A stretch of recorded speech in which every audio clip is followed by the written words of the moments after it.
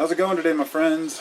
It's Carpo here from the backyard, and I was just in the house, just started doing a little bit of cleanup, and I had this thought that I just had to share, so I decided to come out and share it. And it was kind of about chaos and messes. You know, when let's say you walk into your garage and it's a total disaster, or you're home after a party, or something to the extent where, even if, let's say you don't have parties, let's just say you have kids, be about the same. You go in, you get this idea that you're going to clean everything up and organize, but everything becomes a little overwhelming. And you look at everything and you move everything to one area and it becomes a little easier to manage. If you walk into your home and you notice that it's messy, then it creates a chaos within the mind. And we often learn to live with this and just deal with it. Now, I'm not talking here about home messes. This video is about the mess in society, the mess that we're in. And I've talked with a lot of people lately about how to deal with the size of the mess that we have and that we're in here in our society. And it's very complicated. It's very deep. But I was trying to simplify it to explain where I'm coming from here. And I started thinking of a tribe. Take a Native American tribe of whatever Indians they may have been. I hate using the word Indians, Native Americans, whatever. It's not even Native Americans because it wasn't really America, so it's just whatever.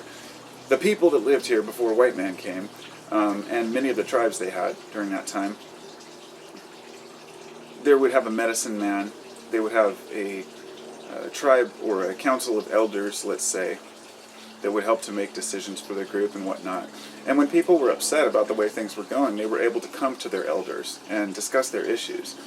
Now, there would always be at least one person, probably in every tribe, who had a problem with everything, who was just never happy, who, no matter what different rules were brought upon him, always complained about the rules and always said, no, I should be able to do whatever I want or have the rights. And this is in human nature. There's always going to be a few people who don't want to play by rules, and that's understandable. But when you really think about how nature operates on its system of rules, of course humans are going to have rules. So what I'm getting at here is that in smaller societies, in smaller cultures, it's a lot easier to get across your opinions and ideas to the elders because it's a smaller group. And they're more willing to listen when they don't have, say, 100,000 people under each, representative.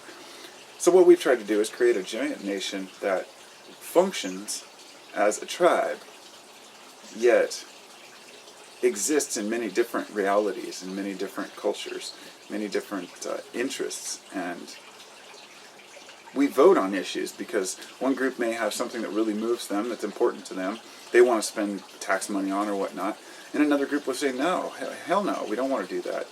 And so what it comes down to is democracy, which is like Winston Churchill said, it's the worst form of government except all the others that have been tried. And that one always stuck in my head because it's true.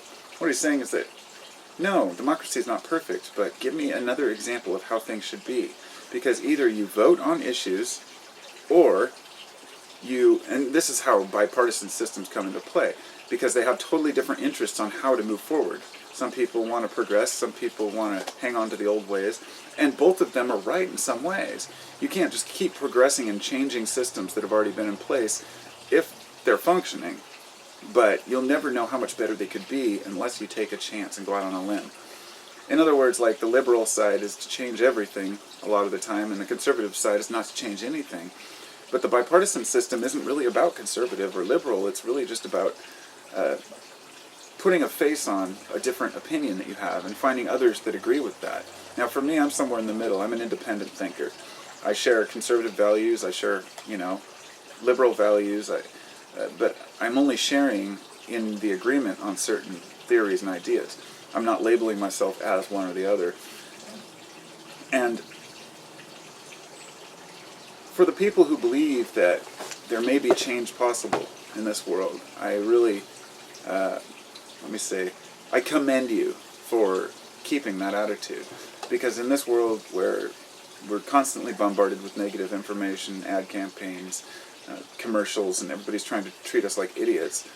We have to step back for a minute and say, you got to remember that these people who are trying to treat the average person like an idiot, they're idiots themselves.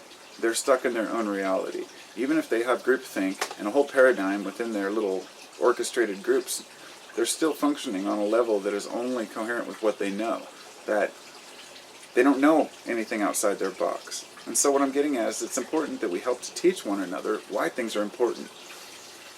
You know, with the Kratom ban coming in, a lot of people have complained about, the system, and I found that a lot of the folks who are doing the most complaining, when I ask them, have you actually written your senator, I'll get responses like, well, no, that's just a waste of time. They don't listen or care anyway. And I say, you imagine that there's all these people who are supposed to be representatives that aren't representing the people, but they don't know what the people want. In other words, we're supposed to assume that these representatives know exactly what the people want, and that the senators and congresspeople are aware of what each individual wants. No, it's our job to come forward and speak up, but we feel like if we do, it's pointless, that it gets nowhere. In other words, the mess in our giant living room has become too much to bear, so we just go into a different room. And I like to use the mess analogy because once you start picking through your mess and you start looking at the details and things get organized, it becomes easier and easier as you go because things are put away and things are, okay, I know this goes here. But if you ignore the mess, it compounds and it can triple, quadruple in size. And at a point it just becomes, let's just take a hoarder, for example, who lives in their house and fills it up until it's totally full and then has to foreclose on their home and leave it because it's become a hazard, a living hazard. And this is kind of the situation we're in, that we're hoarding our ideals, but not but not letting anything go or changing any ways. And for a minute you step back and look at humans for what we are and realize for 2 million years, we've been out surviving, and then within the last 10,000 we've become domesticated beings, if you will, and all of a sudden we expect us to just change gears and just think differently. Well, we're still wild creatures to an extent, we still have many of our old, let's just say our fight or flight, and the anxiety that we have and the stress that we have in life. These are things that people use against us in order to keep people quiet, to say, well, it's better to just be happy and not worry about these things, and oh, well, you don't understand the depth of it. And so let me switch modes for a minute, off of society and the mess in the house to the mess in our minds, because that's the one I'd like to finish on. They call the background noise of your mind, or the mental chatter, as it's called, which everyone has. And the idea of meditation is to conquer the mental chatter and to get rid of it and to eliminate that part of your brain that's constantly telling you this and that and this and that.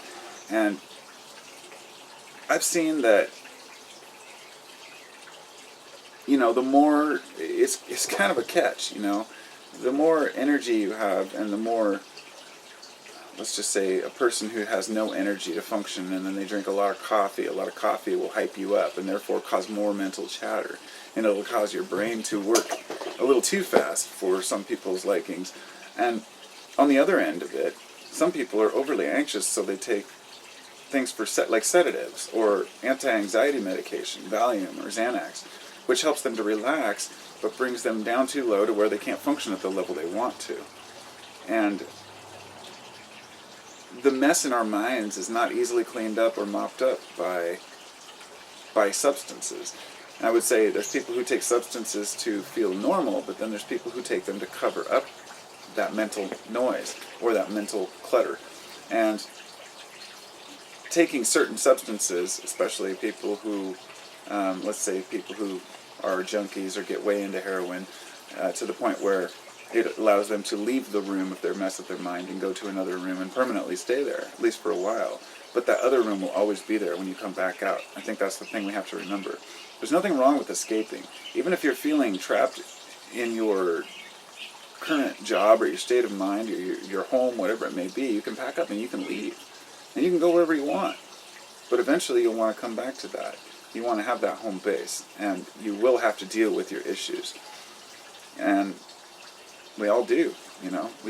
There's repercussions for our actions. Repercussions for not just the mistakes we make, but not just the things that we do wrong, but the things that we don't do, that we should, that would be right. And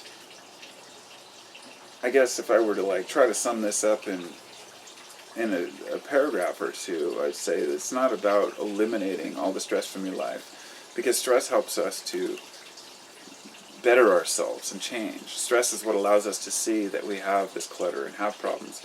But if we start to pick up a few things at a time and clean up our own minds, then once our own house is in order, then we can start to put the social house in order. Or let's say, take it to the family unit. If you're an individual and you're not functioning right, you're not going to do very well in the family. If you can fix your head, fix yourself, fix your thinking patterns to where you're actually able to enjoy life and not harm anyone in the process or yourself, then that will reflect onto your family, and your family will be happier. Now, then your family can rub off onto your neighbors, or rub off into the workplace, or wherever it may be. The idea is that you have to be clear in your own head before you can go out and change the world. But a lot of people are very frustrated, and they have very messed up lives, and they're complaining constantly about the system, about the government, about what's wrong with the world. But really, I hate to say it, it's often a reflection of our own inner turmoil. And that's not to say there isn't corruption in the world, but rather it won't affect you as much if you have your own house in order. It won't affect you as much if you're aware that things are more complex than yes or no, or right or wrong, or black or white. But there's always a middle ground. And as long as we're pointing the finger and telling others what they should be doing or shouldn't be doing, without having any real knowledge on the subject, then our house isn't in order. And if we're not educating ourselves on current world issues or affairs, and we don't really know what's going on, yet we're out there screaming that the sky is falling, that as well doesn't bode well for the humanity's future, because we have a bunch of people screaming, this is messed up, and then people say, which part, and what do we do? They say, I don't know, the whole thing just needs to collapse and start over. And, that happens sometimes.